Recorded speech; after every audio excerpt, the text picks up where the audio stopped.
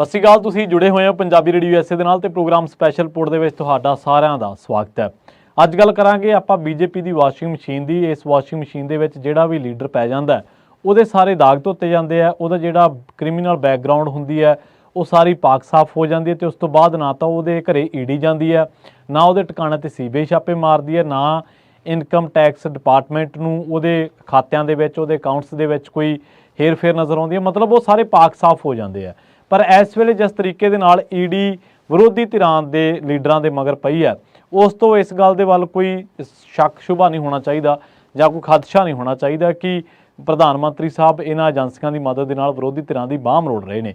ਦੋ ਗੱਲਾਂ ਅਸੀਂ ਪਹਿਲਾਂ ਹੀ ਸਾਫ਼ ਕਰ ਦੇਈਏ। ਇੱਕ ਤਾਂ ਇਹ ਕਿ ਇਹ ਜ਼ਰੂਰੀ ਨਹੀਂਗਾ ਕਿ ਸਾਰੇ ਲੀਡਰ ਜਿਹੜੇ ਨੇ ਪਾਕ ਸਾਫ਼ ਹੋਣ, ਸਾਰੇ ਲੀਡਰ ਹੀ ਘੁਟਾਲਿਆਂ ਤੋਂ ਰਹਿਤ ਹੋਣ ਤੇ ਉਹਨਾਂ ਦੇ ਵਿਰੁੱਧ ਜਿਹੜੀ ਜਾਂਚ ਚੱਲ ਰਹੀ ਹੋਵੇ ਉਹ ਸਿਆਸਤ ਤੋਂ ਪ੍ਰੇਰਿਤ ਹੋਵੇ। ਤੇ ਦੂਜਾ, ਇਹ ਹੋ ਨਹੀਂ ਸਕਦਾ ਕਿ ਇਸ ਮੁਲਕ ਦੇ ਵਿੱਚ ਕੋਈ ਜਾਂਚ ਚੱਲ ਰਹੀ ਹੋਵੇ ਤੇ ਉਹ ਸਿਆਸਤ ਤੋਂ ਪ੍ਰੇਰਿਤ ਨਾ ਹੋਵੇ, ਮਤਲਬ ਕਿ ਉਹਨੂੰ ਸੱਤਾਧਾਰੀਆਂ ਦਾ ਥਾਪੜਾ ਨਾ ਹੋਵੇ। ਆਪਾਂ ਚੰਡੀਗੜ੍ਹ ਦੀ ਮੇਅਰ ਦੀ ਚੋਣ ਦੇਖੀ ਹੈ, ਚੰਡੀਗੜ੍ਹ ਦੇ ਵਿੱਚ ਕਿਸ ਤਰੀਕੇ ਦੇ ਨਾਲ ਧਾਂਦਲੀ ਹੋਈ ਤੇ ਉਸ ਤੋਂ ਬਾਅਦ ਆਪਾਂ ਦਿੱਲੀ ਦੇ ਵਿੱਚ ਲਗਾਤਾਰ ਜਿਹੜੀਆਂ ਈਡੀ ਦੀਆਂ ਰੇਡਾਂ ਨੇ ਉਹਨਾਂ ਦੇ ਬਾਰੇ ਖਬਰਾਂ ਜਿਹੜੀਆਂ ਨੇ ਉਹ ਸਾਂਝੀਆਂ ਕਰ ਰਹੇ ਹਾਂ। ਇਸ ਰਿਪੋਰਟ ਦੇ ਵਿੱਚ ਇੱਕ ਤਾਂ ਤੁਹਾਨੂੰ ਇਹ ਦੱਸਾਂਗੇ ਕਿ ਅੱਜ ਕਿਹੜੇ ਲੀਡਰਾਂ ਦੇ ਵਿਰੁੱਧ ਜਿਹੜੀਆਂ ਜਾਂਚ ਏਜੰਸੀਆਂ ਨੇ ਉਹ ਕੰਮ ਕਰ ਰਹੀਆਂ ਨੇ, ਉਹਨਾਂ ਦੇ ਮਗਰ ਲਾਈਆਂ ਹੋਈਆਂ ਨੇ ਵਿਰੋਧੀ ਧਿਰਾਂ ਨੂੰ ਚਿੱਤ ਕਰਨ ਵਾਸਤੇ। ਤੇ ਦੂਜਾ ਇਹ ਕਿ ਉਹ ਕਿਹੜੇ ਲੀਡਰ ਨੇ ਜਿਨ੍ਹਾਂ ਨੂੰ ਬੀਜੇਪੀ ਦੀ ਵਾਸ਼ਿੰਗ ਮਸ਼ੀਨ ਨੇ ਸਾਫ਼ ਕਰ ਦਿੱਤਾ। ਸੋ ਦੋ ਜਿਹੜੀਆਂ ਅਹਿਮ ਫੈਕਟ ਨੇ ਇਸ ਰਿਪੋਰਟ ਦੇ ਵਿੱਚ, ਉਹਨਾਂ ਦੇ ਵੱਲ ਆਪਾਂ ਵਧਦੇ ਹਾਂ। ਪਹਿਲੀ ਗੱਲ ਤਾਂ ਇਹ ਹੈ ਕਿ ਜਿਹੜੇ ਇਸ ਟਾਈਮ 95% ਲੀਡਰ ਜਿਹੜੇ ਨੇ ਵਿਰੋਧੀ ਧਿਰਾਂ ਦੇ ਅੰਦਰ, ਵਿਰੋਧੀ ਧਿਰਾਂ ਦੇ ਵਿੱਚ ਜੰਮੂ ਕਸ਼ਮੀਰ ਤੋਂ ਲੈ ਕੇ ਪੱਛਮੀ ਬੰਗਾਲ ਤੱਕ ਤੇ ਗੁਜਰਾਤ ਤੋਂ ਲੈ ਕੇ ਉਹ ਆਸਾਮ ਤੱਕ ਜਿੰਨੇ ਵੀ ਲੀਡਰ ਨੇ ਇਹ ਸਾਰੇ 95% ਬਣਦੇ ਨੇ ਤੇ ਇਹਨਾਂ ਸਾਰਿਆਂ ਦੇ ਮਗਰ ਈਡੀ ਲੱਗੀ ਹੋਈ ਹੈ। ਤੇ ਆਪਾਂ ਇਹ ਪਹਿਲਾਂ ਹੀ ਕਹਿ ਚੁੱਕੇ ਹਾਂ ਕਿ ਅਸੀਂ ਨਹੀਂ ਕਹਿੰਦੇ ਕਿ ਸਾਰੇ ਪਾਕ ਸਾਫ਼ ਹੈ, ਪਰ ਜਿਹੜਾ ਮੌਕਾ ਹੈ, ਜਿਹੜਾ ਸਮਾਂ ਹੈ, ਜੋ ਇਸ ਵੇਲੇ ਸਮੇਂ ਦੀ ਨਜ਼ਾਕਤ ਹੈ, ਉਹਨੂੰ ਦੇਖਦਿਆਂ ਸਮਾਂ, ਸਥਾਨ, ਸਥਿਤੀਆਂ ਤੇ ਸ਼ੱਕ ਜਿਹੜਾ ਉਹ ਜ਼ਰੂਰ ਹੁੰਦਾ।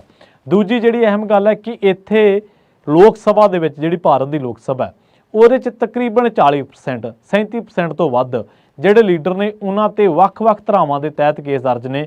ਕਿਸੇ ਦੇ ਸੰਗੀਨ ਧਾਰਾਵਾਂ ਦੇ ਤਹਿਤ, ਕਿਸੇ ਤੇ ਬਲਾਤਕਾਰ ਦੇ ਇਲਜ਼ਾਮ, ਕਿਸੇ ਤੇ ਘੁਟਾਲਿਆਂ ਦੇ ਇਲਜ਼ਾਮ, ਕਿਸੇ ਤੇ ਕਿਸੇ ਦੇ ਕਤਲ ਦੀ ਕੋਸ਼ਿਸ਼ ਵਰਗੇ ਸੰਗੀਨ ਦੋਸ਼ ਲੱਗੇ ਨੇ। ਮਤਲਬ ਕਈ ਤਾਂ ਸਜ਼ਾ ਜ਼ਾਬਤਾ ਤੱਕ ਨੇ ਤੇ ਕਈ ਦੋਸ਼ੀ ਸਾਬਤ ਹੋ ਚੁੱਕੇ ਨੇ। ਇਹਨਾਂ ਦੇ ਵਿੱਚੋਂ ਜਿਹੜੇ ਵੱਡੀ ਗਿਣਤੀ ਲੀਡਰ ਨੇ ਉਹ ਭਾਜਪਾ ਦੇ ਨੇ ਤੇ ਧਨਾੜ ਲੀਡਰਾਂ ਦੇ ਵਿੱਚੋਂ ਵੀ ਭਾਜਪਾ ਦੇ ਲੀਡਰ ਆਉਂਦੇ ਨੇ। ਸੋ ਇਹਦਾ ਮਤਲਬ ਤਾਂ ਇਹ ਹੈ ਕਿ ਭਾਜਪਾ ਦੇ ਸਾਰੇ ਲੀਡਰ ਤਾਂ ਪਾਕ ਸਾਫ਼ ਨਹੀਂ ਹੈ। ਤੇ ਜਿਹੜੀ ਦੂਜੀ ਗੱਲ ਇਹ ਹੈ ਕਿ ਜਿੱਥੇ ਕਿਤੇ ਭਾਜਪਾ ਦੀ ਸਰਕਾਰ ਹੈ ਜਿਹੜੇ ਰਾਜਾਂ ਦੇ ਵਿੱਚ, ਉੱਥੇ ਕੀ ਸਾਰਾ ਕੁਝ ਸਹੀ ਚੱਲ ਰਿਹਾ ਵਾ, ਉੱਥੇ ਕੀ ਕੋਈ ਘਪਲਾ ਨਹੀਂ ਹੋ ਰਿਹਾ, ਜਾਂ ਉੱਥੇ ਸਰਕਾਰ ਕੋਈ ਗਲਤ ਕੰਮ ਨਹੀਂ ਕਰ ਰਹੀ, ਜਾਂ ਨਾ ਰਾਜਪਾਲ ਨਾਲ ਆਪਾਂ ਟਸਲ ਸੁਣਦੇ ਹਾਂ ਉਹਨਾਂ ਰਾਜਾਂ ਦੇ ਵਿੱਚ ਜਿੱਥੇ ਬੀਜੇਪੀ ਦੀਆਂ ਸਰਕਾਰਾਂ ਨੇ। ਤੁਸੀਂ ਸੁਣਿਆ ਹੋਣਾ ਕਦੇ, ਹੁਣ ਨਾ ਕੋਈ ਮੱਧ ਪ੍ਰਦੇਸ਼ ਦੇ ਵਿੱਚ ਰੌਲਾ ਹੈ, ਨਾ ਕੋਈ ਯੂਪੀ ਦੇ ਵਿੱਚ ਰੌਲਾ ਹੈ, ਨਾ ਕੋਈ ਇਸ ਟਾਈਮ ਰਾਜਸਥਾਨ ਦੇ ਵਿੱਚ ਰੌਲਾ ਹੈ, ਕਿਤੇ ਵੀ ਉੱਥੇ ਰੌਲਾ ਨਹੀਂ ਹੈ ਜਿੱਥੇ ਭਾਜਪਾ ਦੀ ਸਰਕਾਰ ਹੈ, ਨਾ ਮਹਾਰਾਸ਼ਟਰ ਦੇ ਵਿੱਚ ਕੋਈ ਰੌਲਾ ਹੈ। ਸੋ ਇਹ ਰੌਲੇ ਕਿੱਥੇ ਨੇ? ਜਿੱਥੇ ਗੈਰ ਭਾਜਪਾਈ ਸਰਕਾਰਾਂ ਨੇ। ਤੇ ਜਿੱਥੇ ਗੈਰ ਭਾਜਪਾਈ ਸਰਕਾਰਾਂ ਨੇ ਉੱਥੇ ਕੀ ਸਾਰੇ ਕੰਮ ਹੀ ਗਲਤ ਹੋ ਰਹੇ ਨੇ? ਸੋ ਇਹ ਸਾਰਾ ਜਾਂਚ ਏਜੰਸੀਆਂ ਦੀ ਕਾਰਕਰਦਗੀ ਤੇ ਸਵਾਲ ਖੜੇ ਕਰਦਾ ਹੈ। ਹੁਣ ਤਾਂ ਇਹ ਲੱਗਦਾ ਕਿ ਜਾਂਚ ਏਜੰਸੀਆਂ ਦੀ ਕਾਰਕਰਦਗੀ ਦੀ ਵੀ ਜਾਂਚ ਹੋਣੀ ਚਾਹੀਦੀ ਹੈ। ਇੱਥੇ ਮੈਂ ਇਹ ਗੱਲ ਸਾਫ਼ ਕਰ ਦਿਆਂ ਕਿ ਇਹ ਪਹਿਲੀ ਮਰਤਬਾ ਨਹੀਂ ਹੈ ਜਦੋਂ ਕਿਸੇ ਰਾਜ ਦੇ ਵਿੱਚ, ਕਿਸੇ ਸੱਤਾ ਦੇ ਵਿੱਚ ਏਜੰਸੀਆਂ ਦੀ ਦੁਰਵਰਤੋਂ ਹੋਵੇ।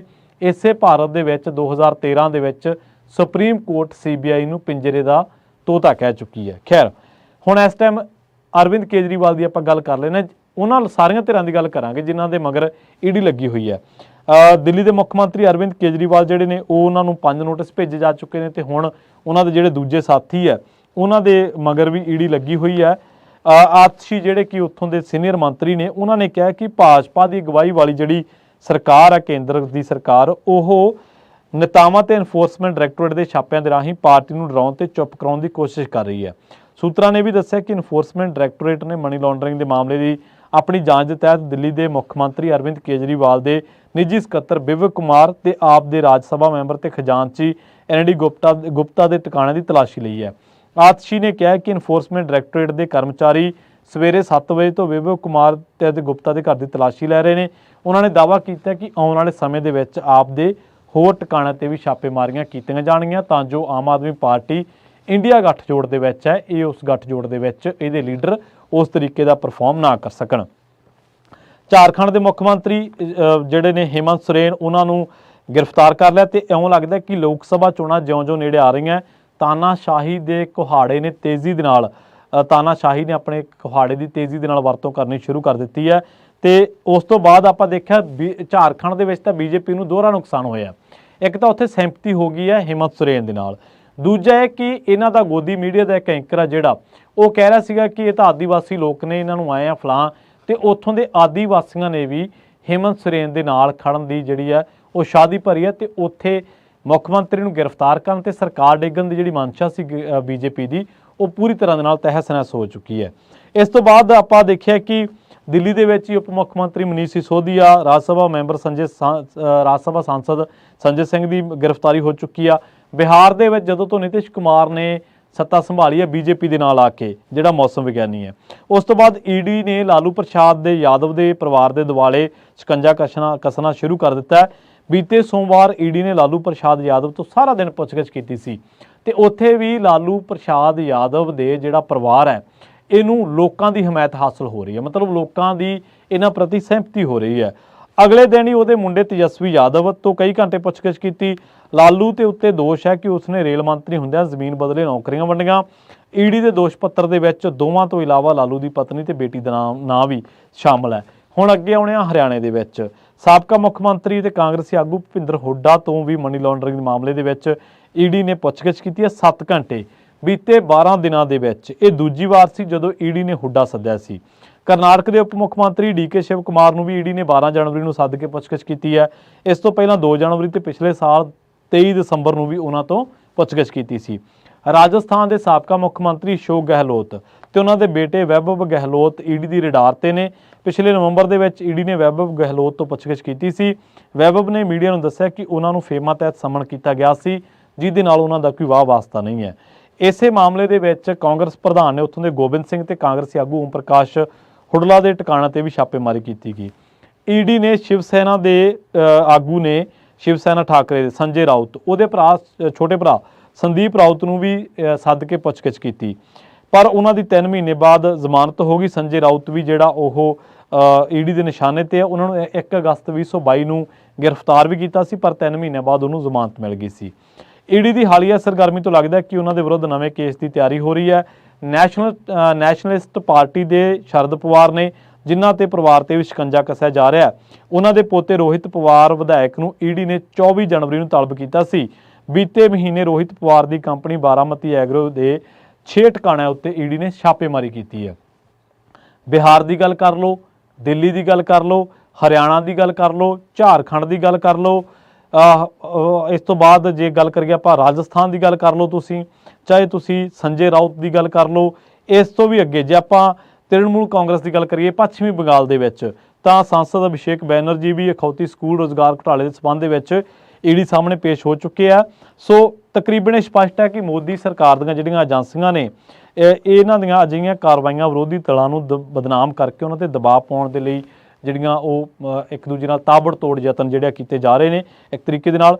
ਤੇ ਕਾਂਗਰਸੀ ਆਗੂ ਸੋਨੀਆ ਗਾਂਧੀ ਤੇ ਰਾਹੁਲ ਗਾਂਧੀ ਇਸ ਵੇਲੇ ਈਡੀ ਦੇ ਇੱਕ ਦਰਜ ਕੇਸ ਦੇ ਵਿੱਚ ਜ਼ਮਾਨਤ ਤੇ ਆ। ਇੱਕ ਸਮਾਂ ਸੀ ਕਹਿੰਦੇ ਜਦੋਂ ਭਾਜਪਾ ਨੇ ਕਾਂਗਰਸੀ ਆਗੂ ਹਿਮੰਤ ਬਿਸਵਾ ਸ਼ਰਮਾ ਨੂੰ ਭ੍ਰਿਸ਼ਟ ਕਹਿ ਕੇ ਉਹਦੇ ਵਿਰੁੱਧ ਸਫੈਦ ਪੱਤਰ ਜਾਰੀ ਕੀਤਾ ਸੀ, ਪਰ ਜਦੋਂ ਉਹ ਭਾਜਪਾ ਦੇ ਵਿੱਚ ਸ਼ਾਮਲ ਹੋਇਆ, ਜਦੋਂ ਤੋਂ ਉਹ ਵਾਸ਼ਿੰਗ ਮਸ਼ੀਨ ਦੇ ਵਿੱਚ ਆਇਆ ਤਾਂ ਉਹ ਦੁੱਧ ਧੋਤਾ ਬਣ ਗਿਆ। ਉਦੋਂ ਬਾਅਦ ਉਹਦੇ ਵਿਰੁੱਧ ਕੋਈ ਜਾਂਚ ਨਹੀਂ ਕੀਤੀ ਗਈ। ਇਸ ਤੋਂ ਇਲਾਵਾ ਅਸਾਮ ਦਾ ਮੁੱਖ ਮੰਤਰੀ ਹੈ, ਇਸੇ ਤਰ੍ਹਾਂ ਸ਼ਰਦ ਪਵਾਰ ਦਾ ਭਤੀਜਾ ਅਜੀਤ ਪਵਾਰ, ਉਹਦੇ ਤੇ ਪ੍ਰਧਾਨ ਮੰਤਰੀ ਨਰਿੰਦਰ ਮੋਦੀ ਨੇ ਕਦੇ ਖੁਦ ਭ੍ਰਿਸ਼ਟਾਚਾਰ ਦੇ ਦੋਸ਼ ਲਾਏ ਸੀਗੇ। ਇੱਕ ਹਫ਼ਤੇ ਬਾਅਦ ਉਹਨੇ ਐਨਸੀਪੀ ਤੋੜਤੀ ਤੇ ਭਾਜਪਾ ਦੀ ਛਤਰੀ ਹੇਠਾਂ ਆ ਗਿਆ ਤਾਂ ਉਹਨੂੰ ਮਹਾਰਾਸ਼ਟਰ ਦਾ ਉਪ ਮੁੱਖ ਮੰਤਰੀ ਬਣਾ ਦਿੱਤਾ ਗਿਆ।